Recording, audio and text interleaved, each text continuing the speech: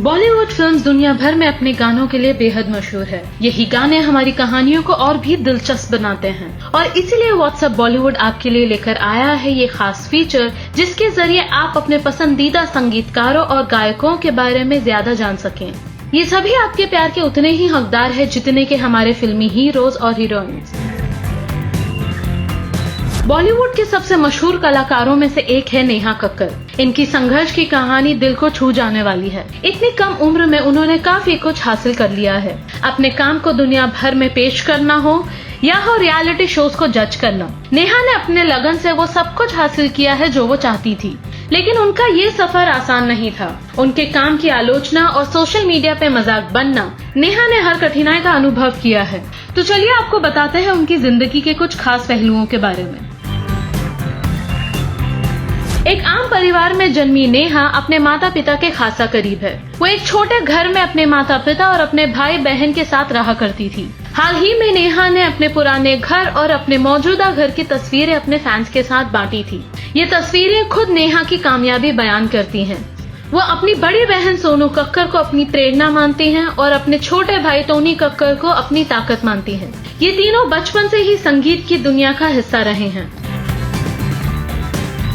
क्या आप जानते हैं नेहा कक्कड़ के करियर के शुरुआती दिनों में उन्हें जय माता दी गर्ल के नाम से जाना जाता था। सुनकर शायद आपको हैरानी हो, लेकिन जिंदगी के एक लंबे अरसे तक नेहा ने जगरातों में भजन गाए हैं। तीनों ही भाई बहन घर चलाने में अपने माता पिता की मदद करना चाहते थे और इसीलिए बहुत छोटी उम्र से ही उन्होंने जगराताओं में काम करना शुरू कर दिया था। नेहा 4 साल की उम्र से गा रही हैं।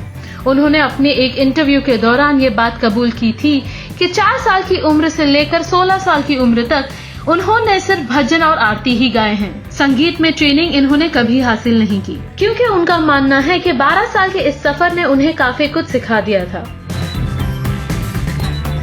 अपने सिंगिंग के करियर को आगे ले जाने के लिए नेहा पहले दिल्ली और बाद में मुंबई शिफ्ट हो गई थी। मुंबई में उनके भाई टोनी भी उस वक्त संगीत में अपना करियर बनाने की कोशिश कर रहे थे। 2006 में नेहा इंडियन आइडल के शुरुआती दौर में चुनी गई थी, लेकिन वो जल्द ही उस शोर से बाहर हो गई थी। लेकिन नेहा अपने उस वक्त को बहुत खुशी से याद करती है। उनका मानना है कि इंडियन आइडल के उस छोटे से सफर ने उन्हें बॉलीवुड के अपने करियर के लिए तैयार किया था। लेकिन इंडियन आइडल के बाद भी 5 सालों तक नेहा ने काफी संघर्ष किया। कभी किसी ने उनके आवाज की आलोचना की, तो कभी उनके गायकी के अंदाज पर उनको कई टिप्पणियां मिली। लेकिन आखिर में यही हटके आवाज और इसी निराले अंदाज ने उनको करियर की ऊंचाइयों तक पहुंचाया। रियलिटी शोज पे नेहा का अक्सर रो देना इंटरनेट पे मजाक का विषय बन चुका था। सोशल मीडिया पे उनका खूब मजाक भी उड़ाया गया। लेकिन नेहा ने किसी बात को अपने दिल पे नहीं लेते हुए फैंस से ये कहा कि वो खुद एक बहुत भावुक इंसान है और दुनिया के सामने अपनी भावनाओं को पेश करने में उन्हें कोई हर्ज नहीं है। तो चाहे वो उनके रीमिक्सेस को लेकर उनकी आलोचना हो या कुछ और, नेहा ने हमेशा ही दिल की सुनी है। बॉलीवुड फिल्म्स हो या तनिष्क बागची और अपने भाई टोनी कक्कड़ जैसे कलाकारों के साथ म्यूजिक एल्बम, नेहा ने हर काम अपनी मर्जी से किया है। उन्होंने कई मशहूर फिल्म्स के गानों में अपनी आवाज दी है।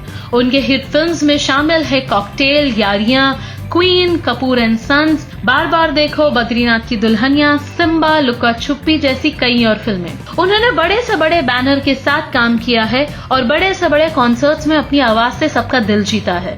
उन्होंने ये साबित कर दिया कि छोटे शहर की ये लड़की अपने इरादों में बहुत बड़ी है और अपने सपनों को पूरा करने की हिम्मत भी रखती है। नेहा कक्कड़ ने अपनी कामयाबी से ये जग जाहिर कर दिया है कि वो हार मानने वालों में से नहीं है। तो अभी के इस फीचर में आज के लिए इतना ही। बाकी और खबरों के लिए देखते रहिए व्हाट्सएप बॉलीवुड। तब तक कीप इट फिल्मी, कीप इट बॉलीवुड।